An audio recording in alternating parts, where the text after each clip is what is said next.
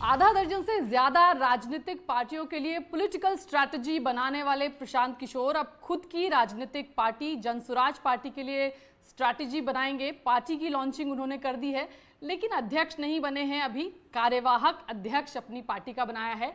क्यों अध्यक्ष नहीं बने और बाकी तमाम चीजों पर भी प्रशांत किशोर से खुद बातचीत करेंगे। बहुत बहुत धन्यवाद प्रशांत जी इंडिया टीवी से बातचीत के लिए। प्रशांत जी, भारतीय राजनीति में अगर हम देखें तो नेता, आपने भी कहा, फेविकोल की तरह कुर्सी से चिपक जाना चाहते हैं। अब आप, क्योंकि मैं आपकी लॉन्चिंग में भी आई थी जब जनसुराज का लॉन्च आपने किया था, 2 साल से आप गांव-गांव घूम रहे हैं, मेहनत कर रहे हैं और लोगों के लिए जनसुराज का चेहरा आप ही थे 2022 से 2024 तक। तो ये फैसला क्यों लिया प्रशांत किशोर ने कि जिस जनसुराज का चेहरा वो खुद थे 2 साल से, गाँव में, गलियों में, सड़कों में, उसके लिए एक कार्यवाहक अध्यक्ष, अगर आप चेहरा रहते तो क्या दिक्कत थी? पहली बात तो कि कार्यवाहक अध्यक्ष इसलिए हैं क्योंकि जनसुराज की व्यवस्था ऐसी है कि आपको चुन कर आना है। तो उनको 6 महीने के अंदर चुनाव लड़के पार्टी के अंदर वो अपने को अध्यक्ष के तौर पर रख सकते हैं।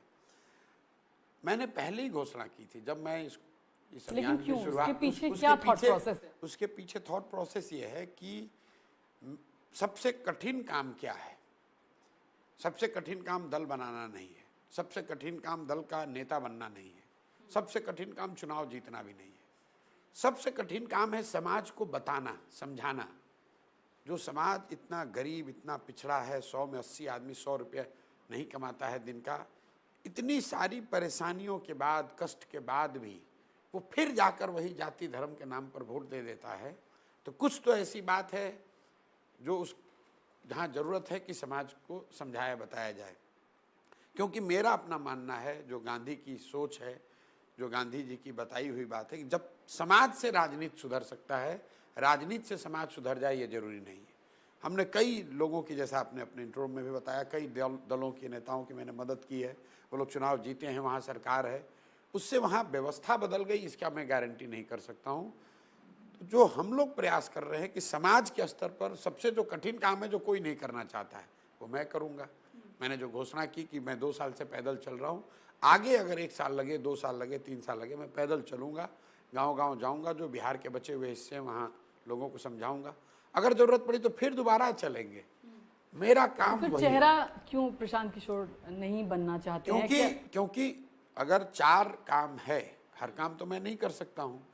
तो मैंने ये बताया था कि जो सबसे कठिन काम है, जो कोई नहीं करेगा, वो मैं कर रहा हूँ। बाकी दल का नेता बनने के लिए तो हमसे बहुत काबिल लोग हैं जो साथ में जुड़ गए हैं, उनको वो जिम्मेवारी दी जाएगी। चुनाव लड़ने वाले भी हर क्षेत्र से लोग बहुत बड़ी संख्या में जुड़े हुए हैं, उनको दिया जाएगा मौका। समाज के स्तर पर कोई काम करने वाला शायद उतना मेहनत करने के लिए तैयार नहीं है, तो वो काम मैंने अपने लिए रखा है। क्या ऐसा नहीं कि हम जनसुराज से कोई अलग हो रहे हैं। मैं सिर्फ अपनी भूमिका जो पहले से कर रहा हूँ वही रखना चाहता हूँ, और दल जो बन गया है उसका जो नेतृत्व है, उसको राजनीतिक तौर से बनाने चलाने की जो बात है, वो नए लोगों को, नए साथियों को देना चाहता हूँ। एक ये भी बात रही है कि भाई जनसुराज में प्रशांत किशोर के अलावा किसी का चेहरा नहीं है। स्वाभाविक है, चेहरा तो जब लोग इकट्ठा होंगे तभी दिखेगा। कि शायद बिहार के इतिहास में इतना बड़ा मंच किसी ने नहीं बनाया होगा, 5000 लोग मंच पर हैं। वो कौन लोग हैं? जो बिहार के गांव-गांव से ढूंढ कर निकाले गए हैं। 2 साल जो मेहनत करी गई है, ये वो लोग हैं जिसको समाज ने कहा भाई इनको शामिल कराइए। और मैं ये दावा नहीं कर सकता हूँ कि हर व्यक्ति जो उस मंच पर बैठा था वो सब अच्छा है, लेकिन मैं इतना दावा जरूर कर सकता हूँ कि उस मंच पर बैठे हुए ज़्यादातर लोगों की छवि कुछ सामान्य नेताओं से, जो अभी के नेता सत्ता में या विपक्ष में, उनसे जरूर बेहतर होगी। इस बात का मैं दावा कर सकता हूँ। हर व्यक्ति बिल्कुल दूध का धुला हो, उसमें कोई कमी ना हो, ऐसा मैं नहीं कह सकता हूँ। कमी तो सब में है। क्या आपने इंटरव्यूज के प्रोसेस से ये लोग चुने हैं? बिल्कुल कैसा भाई, 2 साल से क्यों गांव में रह रहे हैं, इसी के लिए इंटरव्यू का प्रोसेस। क्राइटेरिया क्या है? क्राइटेरिया समाज है। आप किसी भी गांव में जाइए, वहाँ पर आप 2 घंटे 4 घंटे, आप खुद पत्रकार हैं वहाँ, अगर आप किसी गांव में पूछिएगा 4-5 अच्छे लोग कौन हैं, तो कोई बता देगा कि ये किसान हैं, बहुत अच्छे हैं, ये डॉक्टर साहब हैं, समाज की सेवा करने वाले हैं, ये वकील साहब हैं, बड़े अच्छे हैं, ये व्यवसायी है, ये व्यक्ति अच्छा है, इनके दादा परदादा लगातार आज़ादी की लड़ाई में रहे। तरह तरह के लोग तर्क देते हैं। तो क्राइटेरिया समाज है।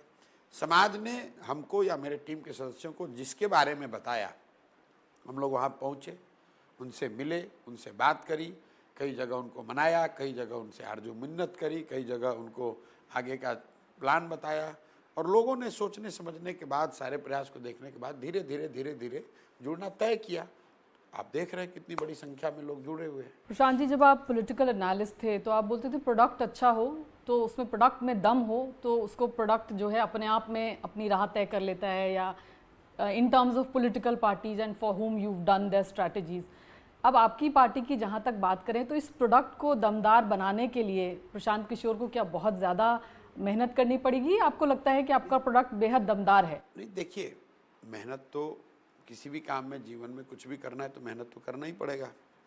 जिन दलों की भी मैंने मदद की होगी तो ये तो आप लोगों को लगता है कि कंप्यूटर पे बैठकर कोई ऑफिस में बैठ के काम हो जाता है, ऐसा नहीं है। उस समय भी 15-16 घंटे काम किया है, तभी उस क्षेत्र में एक ही प्रशांत किशोर हैं, बाकी करने को तो बहुत लोग कर रहे हैं। तो इतनी मेहनत वहाँ भी करता था। और मूलतः अगर आप देखेंगे तो मेरे काम में कोई फ़र्क नहीं आया। पहले जो मैं काम करता था और आज जो कर रहा हूँ उसमें कोई फ़र्क बहुत ज़्यादा नहीं है।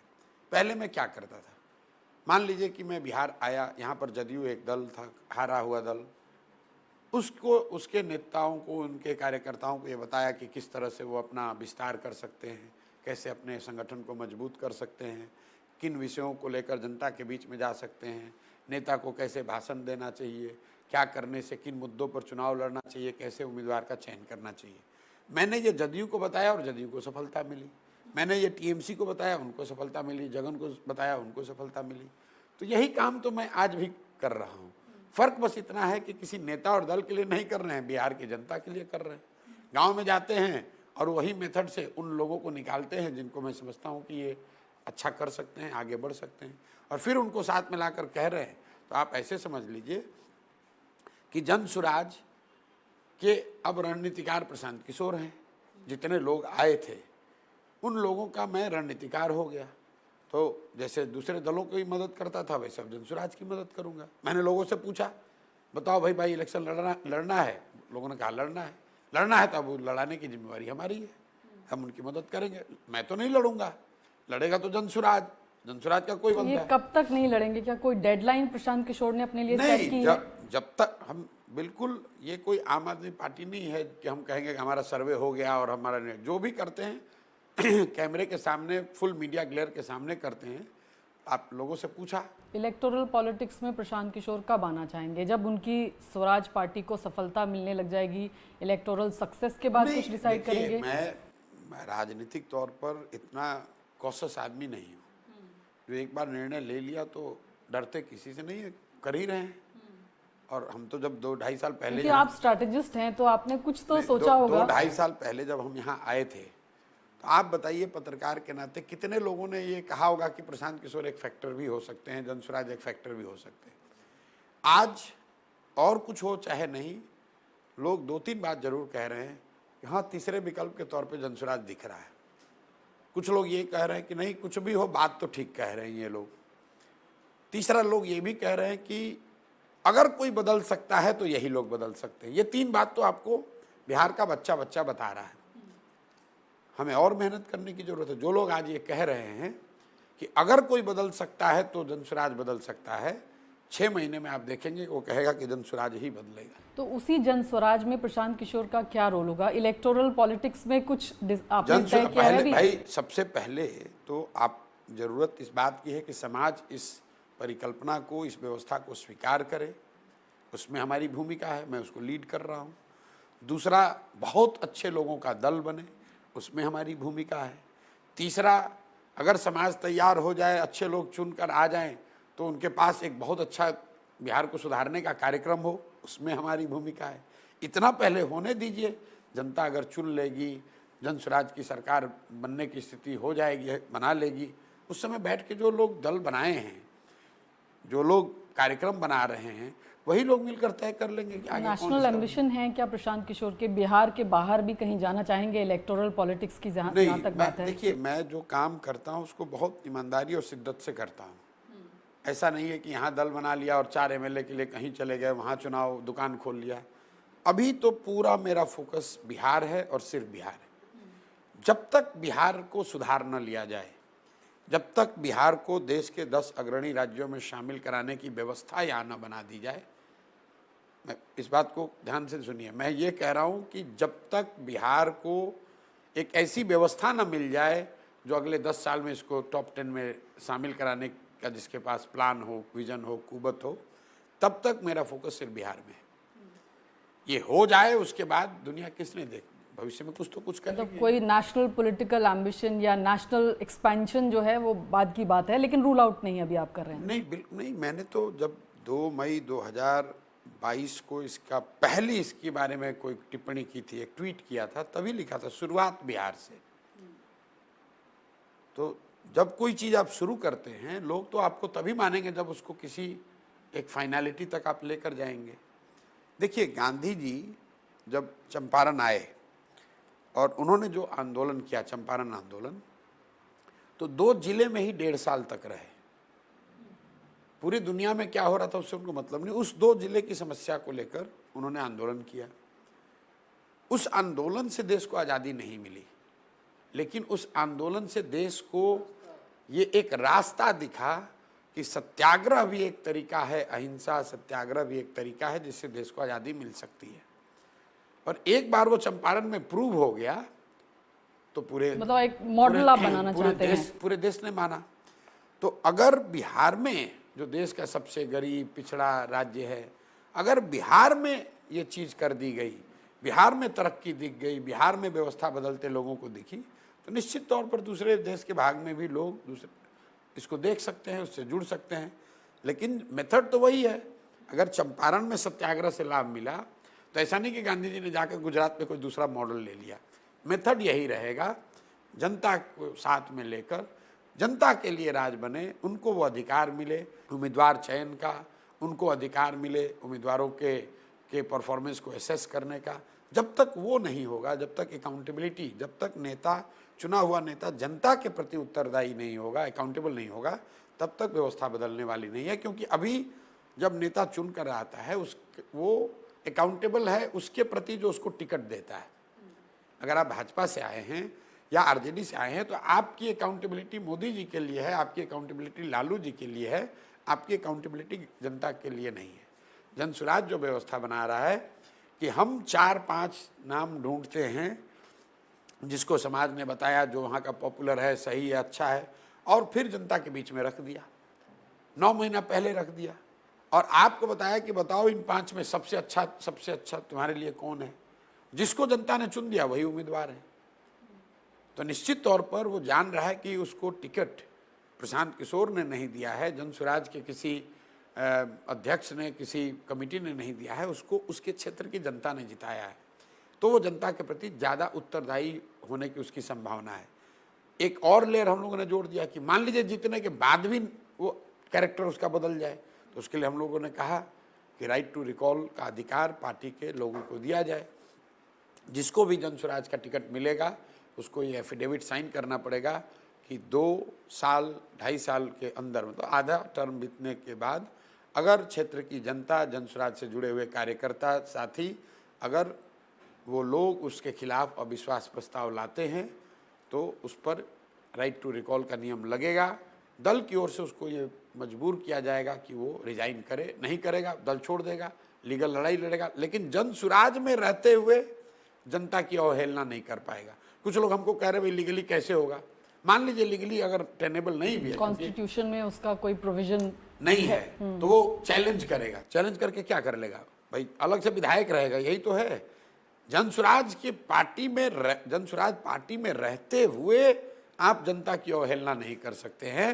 बाकी हम लोग सबको सुधारने का बस तो हमारे पास है नहीं, इसलिए पार्टी के अंदर ये राइट टू रिकॉल लागू करेंगे। प्रशांत जी, जितने रीजनल क्षत्रप्स हैं सबका एक एम्बिशन होता है 7 LKM तक पहुंचने का। महाराष्ट्र में शरद पवार से लेकर के उत्तर प्रदेश में मायावती या जितने पीछे बड़े दिग्गज रहे राजनीति के, आप जितने भी बड़े दिग्गजों के नाम ले लें क्षेत्रीय रीजनल क्षत्रप्स में, प्रशांत किशोर की पार्टी अगर उनका ये एक्सपेरिमेंट सफल होता है, कामयाब होता है, तो क्या ये एक एम्बिशन प्रशांत किशोर भी रखेंगे अपने अंदर दिल्ली पहुंचने का, 7 LKM पहुंचने का? LKM क्या? लोक कल्याण मार्ग। अच्छा। प्रधानमंत्री आवास। अच्छा बात नहीं, हमारा एम्बिशन ये है। मैं अपना जीवन 10 साल में जीता हूँ। 10 साल में संयुक्त राष्ट्र संघ में था, अच्छा था, अच्छा खासी जिंदगी चल रही थी। उसको छोड़ दिया। 10 साल करने के बाद छोड़ा, 1-2 दिन में नहीं छोड़ा, 10 साल करने के बाद छोड़ा। फिर अगला 10 साल मैंने जो काम किया उसको आप लोग चुनावी रणनीतिकार, प्रबंधक वगैरह कहते हैं, और उसको तब छोड़ा जब उस विधा में सबसे टॉप पर, अव्वल पर थे, अव्वल स्थान पर थे। बंगाल, तमिलनाडु जिस दिन जीते उस दिन कहा कि अब इसको छोड़ रहे हैं। अब मैंने तय किया है कि अगले 10 साल मेरे जीवन का लक्ष्य क्या है। अगले 10 साल मेरे जीवन का लक्ष्य बिहार को विकसित राज्य बनाना है, और मैं बिल्कुल इसके लिए समर्पित हूँ। इसके अलावा मेरा अभी कोई ध्येय नहीं। 10 साल ये करने के बाद क्या होगा उस समय निर्णय लेंगे। जब चुनाव प्रबंधक, जब यूएन में थे, तब क्या मैं कह सकता था कि मैं चुनाव प्रबंधक बन जाऊंगा, रणनीतिकार बन जाऊंगा? जब मैं रणनीतिकार था तब क्या मैं कह सकता था कि मैं जनसुराज बनाऊंगा? तो 10 साल की यात्रा पूरी होने दीजिए, मुझे इतनी जल्दी नहीं रहे, हम बहुत धीरे चलने वाले आदमी हैं। एक बार एक चीज़ तय करते हैं और उसको 8 साल 10 साल करते हैं, उसके बाद उस समय क्या स्थिति बनती है, 10 साल बिहार को सुधार कर पहले देखें, उसके बाद देखा जाएगा। प्रशांत जी, जब मैं पहली बार रिपोर्टिंग के लिए बिहार आई थी असेंबली इलेक्शन, तो जो मुझे लोगों ने बताया कि मैडम यहाँ पर वोट जाति और बेटी और वोट जाति में दिया जाता है, यानी हम अपनी जाति और अपनी बेटी में ही अपना वोट डालते हैं। और ये बात मुझे कई जो वोटर्स थे उन्होंने, बेगूसराय में मैं गई थी, ये बहुत बार मैंने रेपिटेशन देखा। तो जिस स्टेट में इतनी कास्ट रिजन पॉलिटिक्स हो, जहाँ पर जाति के आधार पर ही कैंडिडेट तय किए जाते हों, MY समीकरण या कोई और समीकरण, क्योंकि समीकरणों में आपने भी नीतीश जी की सहायता की, उस राज्य में आप जिस चीज़ की बात कर रहे हैं, जिस ह्यूमैनिटी फर्स्ट की बात कर रहे हैं, क्या वो प्रयोग वहाँ पर सफल है? और ख़ास तौर से प्रशांत किशोर, जिनको आज रोहिणी आचार्य प्रशांत पांडे कहकर बुला रही हैं, या आपके विरोधी प्रशांत पांडे अब आपको कहना शुरू कर दिया है, तो कितना चैलेंजिंग ये काम आपके लिए हो पाएगा? कर पाएंगे? आपको ये नोबल आइडिया है लेकिन प्रैक्टिकल है? दो तीन बातें हैं। पहली बात तो कि मैं कोई अभी शुरुआती आज शुरू नहीं कर रहा हूँ, 2.5 साल से कर रहा हूँ। वोट में कन्वर्ट होगा सब? मैं आप उस पर आ रहा हूँ। दूसरी बात, जब पत्रकार या अपने आप को विशेषज्ञ, राजनीतिक विशेषज्ञ, विश्लेषण करने वाले ये बताते हैं कि बिहार में जाति पर ही वोट पड़ता है, तो कहीं ना कहीं उनका बिहार के प्रति पूर्वाग्रह दिखता है, जो सही नहीं है। मैंने देश के कई भाग में, कई हिस्सों में राजनीति करने वालों के साथ बहुत क्लोजली काम किया है। जाति समाज की एक बड़ी सच्चाई है, और अगर समाज की कोई बहुत बड़ी सच्चाई है तो राजनीति पर भी उसका असर होगा ही होगा। लेकिन जाति राजनीति में इतनी इम्पोर्टेंट है कि समाज में उसका असर दिखने लगता है? जाति समाज में है इसलिए राजनीति में है। अगर भ्रष्टाचार समाज में है तो राजनीति में भी भ्रष्टाचार होगा। एक्सटेंट ऊपर नीचे हो सकता है, लेकिन राजनीति कोई मंगल ग्रह से आए हुए लोग तो कर नहीं रहे। तो जो चीज समाज में रहेगी, क्या नेता और ज्यादा उसको एनहांस कर देते हैं? वो अलग नहीं, जो डिवीजन है। मैं आ रहा हूँ उस पर। तो पहली बात तो ये समझिए कि मैं ये इसको खारिज नहीं कर रहा हूँ कि जाति की कोई महत्ता नहीं है। जाति एक पहलू है, लेकिन जाति एकमात्र पहलू नहीं है। अब आर्गुमेंट करने वाला कहेगा कि नहीं, बिहार को हम जानते हैं, बिहार में तो जाति पर वोट पड़ता है। ऐसे मतलब बेवकूफ़ी कहूँगा ऐसे लोगों को मैं, क्योंकि वो सुनने समझने के बाद भी सुनना नहीं चाहते। उनको मेरा जवाब ये है कि भाई ये बताओ, 2014 से लेकर अभी तक बिहार में अगर किसी एक नेता के नाम पर ज़्यादा वोट पड़ रहा है तो वो नरेंद्र मोदी है। 2014 में 30 से ज़्यादा भाजपा को सांसद मिले, 2019 में 39 सांसद मिले, और इस बार भी 30 से ज़्यादा सांसद मिले हैं। और लोग ये बताते हैं कि नहीं, बीजेपी को नहीं वोट पड़ रहा है, लोग मोदी जी को वोट दे रहे हैं। तो ये सारे विशेषज्ञ मुझे ये बता दें कि मोदी जी के जाति के कितने लोग बिहार में रहते हैं। आपने कहा मोदी जी जदयू के साथ खड़े हैं। रुकिए तो भाई, आपने कहा कि बेटी और वोट लोग बिहार में जात को देते हैं, ऐसा लोगों ने हमें लोगों ने आपको कहा। तो लोगों ने मोदी जी को कैसे वोट दे दिया? आपने कहा आप क्या वहां पर दो पॉलिटिकल पार्टीज का अलायंस है इसलिए वो ट्रांसफर होता है? बीजेपी अकेले लड़े तो मैं आ तो रहा हूं उस पर। भाई मान लीजिए जब अकेले भी लड़े, कुछ तो वोट 2014 में तो जदयू के साथ नहीं थे। 2014 में जदयू और भाजपा साथ में नहीं थी, 2015 के विधानसभा में साथ में नहीं थे। तो मोदी जी के को वोट बिहार में दे कौन रहा, हमको खाली ये बता दीजिए। कम मिले ज़्यादा मिले उसका छोड़ दीजिए। जो लोग भी मोदी को बिहार में वोट दे रहे हैं वो क्या उनके जाति के हैं? और अगर नहीं हैं तो अपने इस स्टेटमेंट को वापस लीजिए कि बिहार में हर आदमी जात पर वोट देता है। दूसरा उदाहरण देख लीजिए, लालू जी को 18% यहाँ मुसलमान, आरजेडी को आपने कहा है MY वोट देता है। तो क्या सारे मुसलमानों की जाति और लालू जी की जाति एक ही है?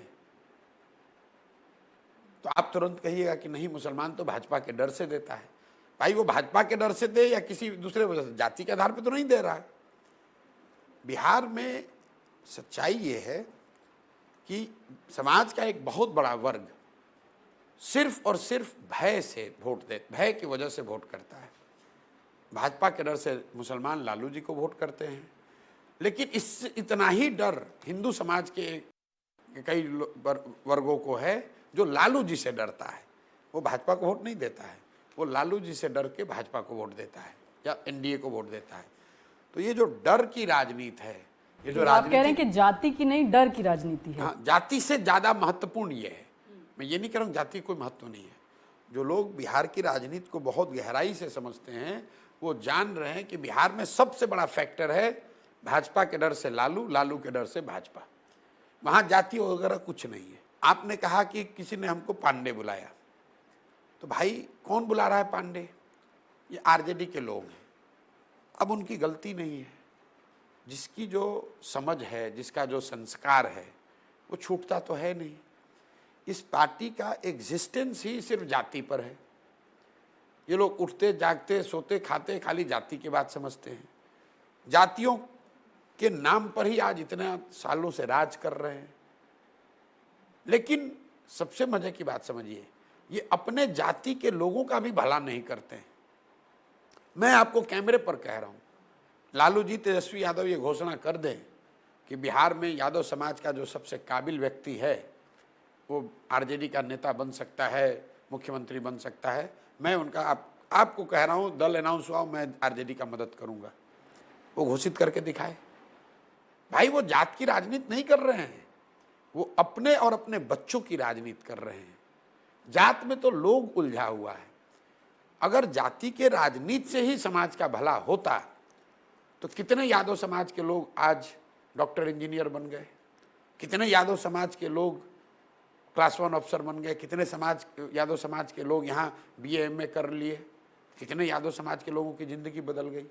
ज़िंदगी किनकी बदली? जो लालू जी का अपना परिवार है, परिवार से जुड़े हुए जो नेता हैं और नेताओं से जुड़े हुए जो माफिया ठेकेदार हैं। इसके आगे सामान्य यादव परिवार की ज़िंदगी नहीं सुधरी है। और ये सिर्फ बात लालू जी और यादव समाज की नहीं है, ये हर नेता और हर समाज की बिहार में बात है। भाई पिछले 75 साल में हर जाति का आदमी कोई ना कोई मुख्यमंत्री बना है। तो अगर उस नेता ने अपने जाति के लोगों की भी चिंता कर ली होती तो कम से कम उन जातियों का तो भला हो गया होता है। मांझी जी यहाँ मुख्यमंत्री बने, तो मांझी जी मुख्यमंत्री बन गए, उनका लड़का मुख्यमंत्री मिनिस्टर बन गया। मुसहर समाज के कितने लोगों का भला हुआ? और ये बात हम लोग बता रहे हैं, लोग समझ रहे हैं। तो लड़ाई, प्रशांत जी, जब राजनीतिक लड़ाई होगी, वोटों की जब बात होगी, तो किसको आप अपना राजनीतिक सबसे बड़ा चैलेंजर मानते हैं? राजद को, जदयू को, बीजेपी को, कांग्रेस को? आरजेडी इतना बड़ा यहाँ दल नहीं है जितना ये दिल्ली में बैठे पत्रकार बताते हैं। राजद को पिछली बार बिहार जीतने जनता ने जिताया था 1995 में। उसके बाद इनके सारी हेकड़ी के बाद भी आज तक ये बिहार जीते नहीं है। 2014 में इनको 4-5 को सांसद मिला था, 2019 में 0 सांसद और इस बार 3-4 सांसद। राजद से आप कह रहे हैं आपका राजनीतिक मुकाबला? मैं आपको आ रहा हूँ उस पर। मेरा ये सब्जेक्टिविटी नहीं है, मेरा कॉल नहीं है। आप सीधे आंकड़े देख लीजिए। इस बार के लोकसभा चुनाव में 176 सीटों पर भाजपा और NDA के लोग आगे हैं, तो निश्चित तौर पर मुकाबला उन्हीं से है। राजद के पास तो कुछ है ही नहीं भाई। ये तो विशुद्ध तौर पर खाली भाजपा का डर दिखाता है और मुसलमानों का और समाज के कुछ अन्य तबकों का वोट ले लेता है। इनके पास है क्या? ना कार्यक्रम है, ना विजन है, ना काडर है, ना नीचे कुछ प्रयास है। भाई तेजस्वी यादव जी हैं, उनके नेता हैं। लालू जी तो अभी सक्रिय है नहीं। तेजस्वी यादव की पहचान क्या है? कई बार जब मैं कहता हूं कि वो 9th पास नहीं है तो लोगों को लगता है कि मैं उनके शिक्षा की डिग्री पर कमेंट कर रहा हूँ। नहीं, मैं डिग्री पे कमेंट नहीं कर रहा हूँ, क्योंकि बहुत कम पढ़ा लेकिन लिखा, क्या वो नहीं, एक मिनट सुन लीजिए इस बात को, बहुत कम पढ़ा लिखा व्यक्ति भी बहुत समझदार हो सकता है। कामराज तो नहीं पढ़े लिखे थे, लेकिन बहुत बड़े नेता थे, समाज के लिए जीने मरने वाले लोग थे। बात यह है कि जब आप मुख्यमंत्री के लड़के हैं, मुख्यमंत्री के लड़के होने के बावजूद अगर आप 9th क्लास पास नहीं करते हैं, तो ये आपकी क्षमता से ज्यादा शिक्षा को लेकर आपकी सोच को दिखाता है कि आपने एज अ पॉलिटिशियन आपको तेजस्वी यादव में कोई वो नहीं दिखता है? भाई क्या मतलब दिखेगा? उनकी मतलब पढ़ाई तो है नहीं, पर एज अ आप पॉलिटिशियन पढ़ाई की बात नहीं, पढ़ाई नहीं है तो चलिए समाज के लिए कुछ किया हो उसको देखा जाए। तो समाज में उन्होंने कौन सा ऐसा काम किया है, अगर आप जानते हो तो हमको बता दीजिए, हम उसका विवेचना कर लें, पढ़ लें, समझ लें। किसी ने लेकिन कहा जब कि नीतीश जी की सरकार बनाई थी तो युवाओं को काफी नौकरी देने से लेकर के सुनिए काफी तो मेरी मंच। बात, उस पर आ रहा हूँ, तो सब झूठ बोलने वाले लोग हैं। किसी इंटरव्यू में उन्होंने कहा मेरी ही बात पर कि लोग हमारे पढ़ाई की बात कर रहे हैं, ये नहीं कह रहे हैं कि हम क्रिकेटर थे। तो भाई आप क्रिकेटर भी कहाँ थे? फर्स्ट क्लास क्रिकेट खेले, देश के लिए खेलने का मौका तो मिला नहीं। फर्स्ट क्लास क्रिकेट में तेजस्वी यादव जी का औसत है 10.06, 10 रन प्रति पारी के हिसाब से 10-20 को पारी खेले। और T20 खेलने गए तो दिल्ली डेयर डेविल्स जो उस समय की टीम थी उसके हिस्सा थे। बाबूजी इतने बड़े नाम है तो कौन सा प्राइवेट जो क्लब है तो आपको ले ही लेगा, लेकिन लेने के बावजूद भी दिल्ली डेयर डेविल्स ने भी कभी खिलाया नहीं, बेंच पर ही बैठा के रखा। तो भाई आप समाज सेवी हैं नहीं, बड़े आपने समाज के लिए कुछ ज्यादा किया? अटैक आप राजद पे ही करते हैं और राजद पे नहीं करते हैं वो तेजस्वी को भाई। लेकर भाई के ये लोग इसलिए कर रहे हैं कि ये दावा ठोक रहे हैं कि हम बिहार को सुधार देंगे। देखिए इनकी समझ, इन्होंने कहा जो आपने जॉब की बात की, आजकल ये नीतीश लालू ये सब लड़ रहे हैं कि हम लोगों ने 3-4 लाख लोगों को नौकरी दी है और हम लोग बिहार को सुधार सकते हैं। कोई पहले पूछे भाई तुम 30 साल से बिहार चला रहे हो, क्यों नहीं नौकरी दे के सबको सुधार दिया? आप भी तो एडवाइजर बिहार थे में- बीच में नीतीश जी के साथ। बिल्कुल नहीं प्रोग्रामिंग और वो नहीं, कभी मैं सरकार में कभी रहा नहीं हूँ। उनकी चुनाव में जरूर मदद की थी 2014-15 में।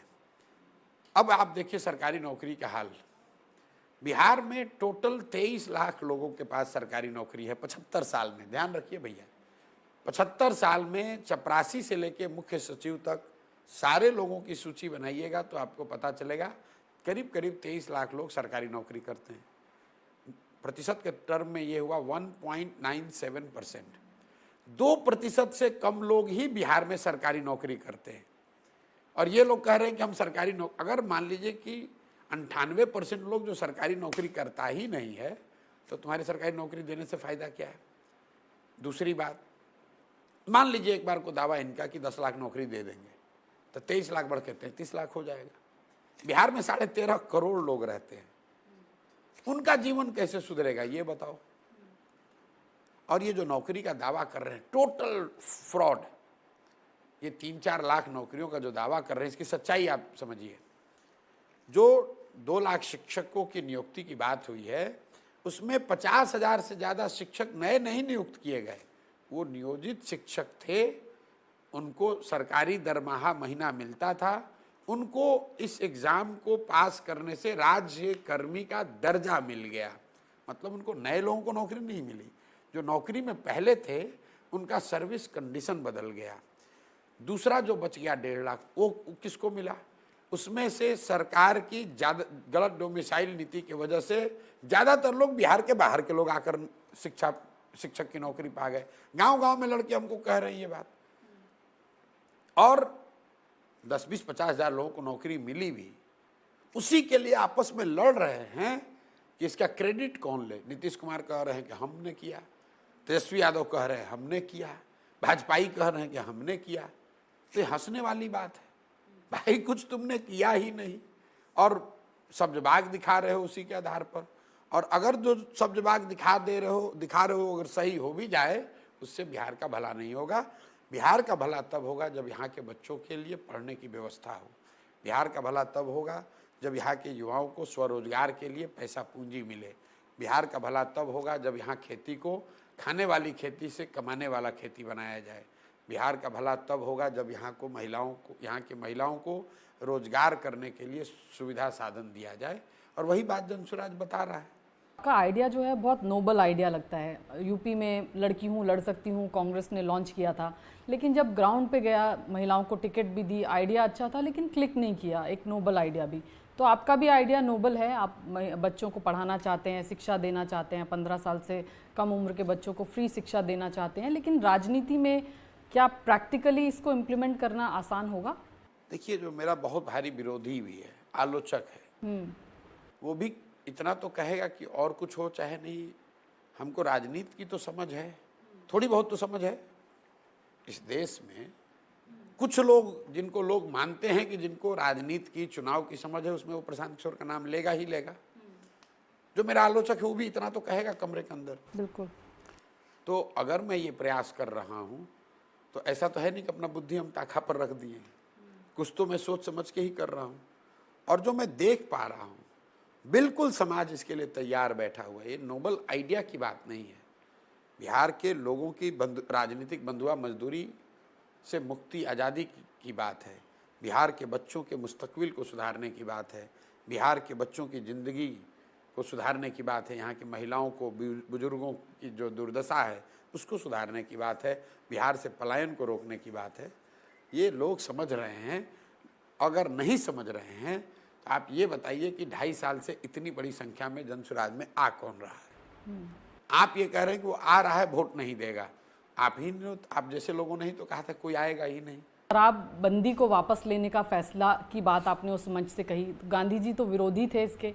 कांग्रेस का कॉन्स्टिट्यूशन सबसे पहले शुरू ही होता है कि मदिरा पान नहीं करेंगे, नॉन वेजिटेरियन नहीं खाएंगे, खादी पहनेंगे। हालांकि उस दौर का जमाना अलग था। नहीं, ये गांधी जी को सुपरफिशियली समझने वाले लोग इस तरह की बात करते हैं।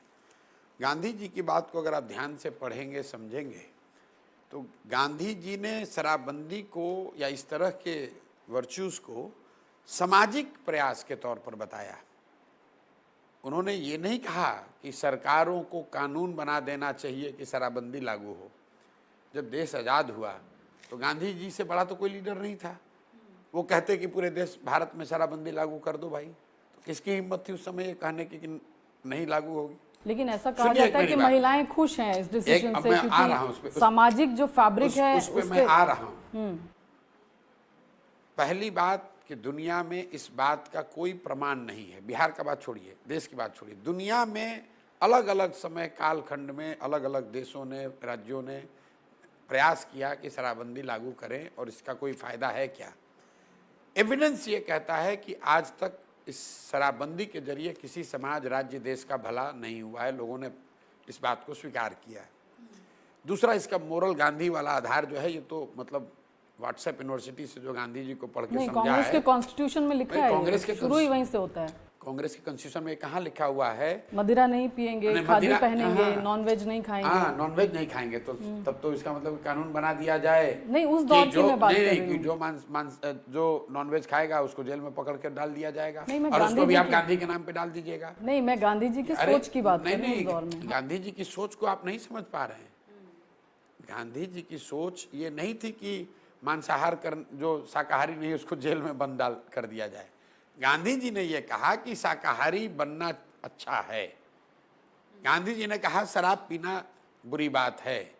उन्होंने ये नहीं कहा कि इसके लिए कानून बना दो, कि जो गांधी जी तो इन चीज़ों में यकीन ही नहीं करते थे कि कानून के जरिए, दबाव के जरिए, हिंसा के जरिए लोगों से अपनी बात मनवाई जाए। तो इसका कोई एविडेंस नहीं है पॉलिसी के स्तर पे, मोरल कोई ग्राउंड नहीं है। और तीसरी बात, मान लीजिए कि एक बार को इसका कुछ फ़ायदा है, तो फ़ायदा तो तब होगा ना जब शराबबंदी लागू होगी। बिहार में जो शराबबंदी है कहाँ? शराब की दुकान बंद है, होम डिलीवरी हो रहा है। वही शराब घटिया क्वालिटी का दुगने चौगने दाम पर घर घर मिल रहा है। ये देखिए, आपके कैमरामैन लोग सब हैं बिहार के, सब मुड़ी हिला रहे हैं। घर घर में शराब मिल रहा है, और बिहार की गरीब जनता का हर साल 20,000 करोड़ रुपया का नुकसान हो रहा है। ये पैसा कहाँ जा रहा है? ये पैसा जा रहा है भ्रष्ट नेताओं के पास, ये पैसा जा रहा है अफसरों के पास, ये पैसा जा रहा है शराब माफिया के पास। तो जनसुराज का ये कहना है कि भाई शराबबंदी लागू भी नहीं है, पैसे का नुकसान भी हो रहा है, मोरल कोई ग्राउंड है नहीं, एविडेंस इसका कहीं है नहीं। तो इससे अच्छा है शराबबंदी हटाओ। और हटाकर क्या करो? हटाने से जो 20,000 करोड़ रुपया साल का मिले, उसको बजट में लेकर अपनी सुरक्षा, बंगला, गाड़ी के लिए मत यूज करो। उस पैसे का इस्तेमाल सिर्फ और सिर्फ बिहार में विश्व स्तरीय, देश की सबसे अच्छी शिक्षा की व्यवस्था बने, उसके लिए करो। जितने भी डेवलपमेंटल इकोनॉमिस्ट से हम लोगों ने संपर्क किया है और हम लोग जो पेपर बना रहे हैं, करीब करीब 5 लाख करोड़ रुपया बिहार को चाहिए अगर एक यहाँ विश्व स्तरीय प्राथमिक, प्राइमरी एजुकेशन की व्यवस्था बनानी है। तो 5 लाख करोड़ रुपया आएगा कहाँ से? हम लोग ये कह रहे हैं शराबबंदी हटाओ और 20,000 करोड़ रुपया जो साल का आएगा, इसको सिर्फ और सिर्फ शिक्षा पर खर्च करो। इस देश ने देखा है कि डीजल पेट्रोल पे हम लोग 50 पैसे, 1 रुपये सेस देते थे और धीरे धीरे सड़कें अच्छी बन गई, 4 लेन बन गया, 8 लेन बन गया, एक्सप्रेसवे बन गया। तो हम लोग कह रहे हैं कि ये शराबबंदी का जो पैसा आए, इस पैसे का इस्तेमाल सिर्फ और सिर्फ बिहार के बच्चों की पढ़ाई के लिए करें, उनके भविष्य को सुधारने के लिए करें। और इसके लिए आपने देखा, हमने वोट कराया, 100% लोगों ने कहा नहीं ये सही निर्णय है। तो अपना जनता को क्या मैसेज प्रशांत किशोर जी देना चाहेंगे? हालांकि काफी लंबा आपने वेटनरी कॉलेज में भी कहा। कुछ नहीं, मैसेज वही दे रहे हैं जो गांव गांव में जाकर दे रहे हैं कि बिहार की जनता, जो देश की सबसे गरीब, पिछड़ी, निरक्षर, अनपढ़, पलायन, बेरोजगारी वाला राज्य है, बिहार की जनता को ये देखने समझने का समय है कि हम लोगों ने विचारधारा पर वोट दिया, हम लोगों ने जातियों पर वोट दिया, हम लोगों ने धर्म के नाम पर वोट दिया, हम लोगों ने लालू नीतीश मोदी को वोट दिया, हम लोगों ने नाली गली के लिए वोट दिया, कभी राशन के लिए दिया, कभी मंदिर के लिए दिया। जीवन में कभी बिहार के लोगों ने अपने बच्चों के पढ़ाई, रोजगार के लिए वोट नहीं दिया। हाथ उठवाकर लोगों से पूछवाया, सबने स्वीकार किया, नहीं दिया है। तो जन स्वराज का एक ही संदेश है, एक ही मंत्र है, एक ही सूत्र है, एक ही आग्रह है कि एक बार जीवन, वोट जिसको देना है दो। मैं ये कहता ही नहीं हूँ कि जन स्वराज को वोट दो, मैं कह रहा हूँ वोट जिसको देना है दो, लेकिन एक बार अपने बच्चों की पढ़ाई और रोजगार के लिए वोट दो। देखो तुम्हारी ज़िंदगी और तुम्हारे बच्चों की ज़िंदगी बदल जाएगी। अगर नहीं बदलेगी तो प्रशांत किशोर का गर्दन पकड़ लेना। अंतिम सवाल, आपने कहा आप चाहते हैं कि महाराष्ट्र से, पंजाब से, हरियाणा से लोग आएं और यहाँ पर काम करें बिहार में। इसके लिए क्या प्रशांत किशोर का विजन क्या है? कैसे? बिल्कुल ये मेरा सपना है कि जिन राज्यों में हम लोग के बच्चे या हम लोग के भाई, हम लोग के पूर्वज गए, जहाँ उन्होंने नौकरी करी, मजदूरी करी, ब्रेन ड्रेन सबसे ज्यादा बिहार नहीं, वहाँ मजदूरी की, जहाँ पर जलालत से ही लोगों ने बिहारी कह के गाली दिया, दे रहे हैं, आज भी दे रहे हैं, उनको एक ऐसा बिहार हम बनाएं, जहाँ हम लोग मिलकर बनाएं, जहाँ हमारे बच्चों को बाहर न जाना पड़े और उल्टा हो, वहाँ के लोग यहाँ आएँ, ताकि हम लोग उनको ये भी दिखाएंगे कि जब तुम्हारे दिन, हमारे दिन खराब थे, तुमने हमारे बच्चों के साथ बदतमीजी की, तुम आओगे तो बिहार में तुम्हारा स्वागत है, तुम यहाँ काम करोगे, तुम यहाँ आओगे तो बिहार के लोग तुम्हारे साथ अच्छा व्यवहार करेंगे। ये मेरा सपना है। ये ज्ञान की भूमि रही है इस पूरे देश में। जब ओरिजिनली 3 जो बड़े विश्वविद्यालयों की बात होती है, तक्षशिला, विक्रमशिला और नालंदा, उस 3 में 2 विश्वविद्यालय बिहार में थे। बुद्ध को ज्ञान यहाँ मिला, जैन महावीर का जन्म यहाँ हुआ, राम जी को शिक्षा यहीं बक्सर में लेने आना पड़ा। ये ज्ञान की भूमि रही है, देवताओं को भी आकर यहाँ ज्ञान मिला है। ये हम लोग का दुर्भाग्य है कि आज बिहार की ये स्थिति है कि हम लोग के बच्चों को 5वें क्लास की पढ़ाई के लिए, ट्यूशन करने के लिए, कोचिंग करने के लिए दूसरे राज्यों में जाना पड़ रहा है। तो ये व्यवस्था बदलनी चाहिए और ये बदलने के लिए दूसरे दोषी नहीं हैं। ये बदलने की जिम्मेवारी बिहार के लोगों की है, हम जैसे लोगों की है। अगर मैं नहीं प्रयास करूंगा तो दूसरा कौन करेगा, इसलिए ये प्रयास कर रहे हैं। बहुत बहुत शुक्रिया प्रशांत जी हमसे बातचीत के लिए और बहुत बहुत शुभकामनाएं आपकी पार्टी के लिए और आगे उसके लिए।